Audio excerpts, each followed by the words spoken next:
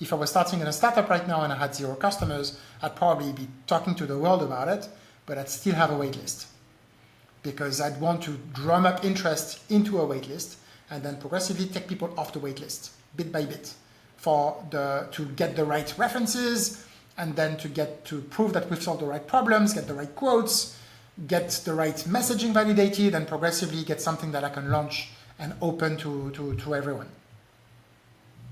And is there any risk when people are using the product for free that you're not going to get the right type of feedback? Sometimes people bring that up. If they're paying, are you going to get the right type?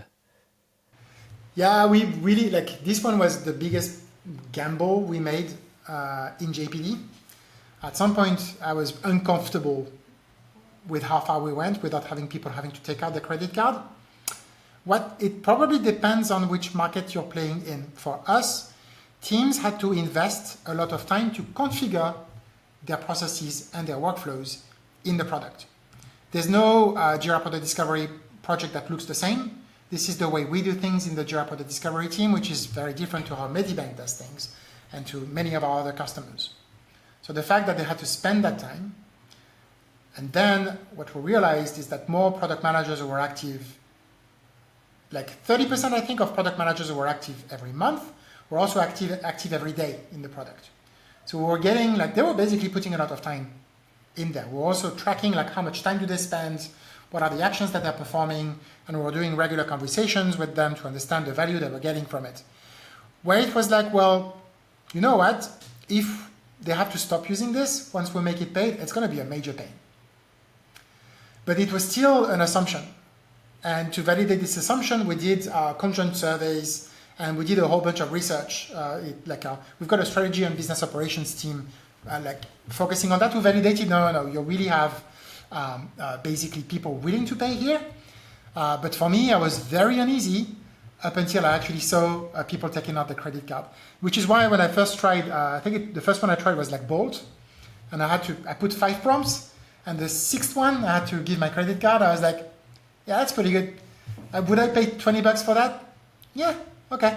I want to continue. I was a bit worried for them in that, yeah, I'm putting my credit card now, but I'm probably going to cancel because I don't have an immediate project to use it. So their churn is probably going to be something and so on. But anyway, it really depends on what market you're playing in and the dynamics for how people adopt your tool.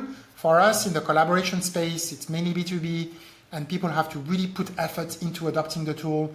It's not cheap, it's not free.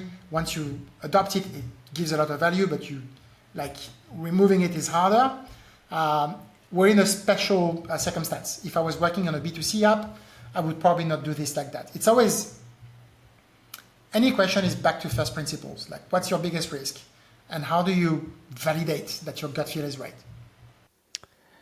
And here, I think the key insight is if you're in a market where people are investing a lot of time to change their processes, that already is a significant investment that kind of mirrors pulling out your credit card in a B2C environment. Yeah, it depends also. Yeah, you're completely right.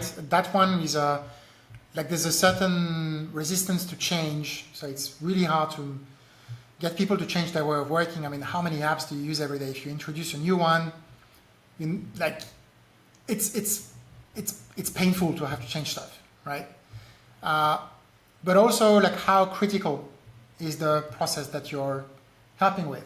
So it might be that people have spent time and they use it often, but it's not that critical. If it's not that critical, then the churn, they might not end up paying. If they really spell it out to you how hard their life was before and you solved it, and you also validate that they have the budget, because they might also be in a team that doesn't have the budget to pay for stuff like that. So once you put all this stuff together, you should be able to have a better answer for when do I ask people to pay? It's never as simple as do it early or do it late. It really depends on the special circumstances of where you play. I hope you enjoyed that short clip. You can check out the full episode here.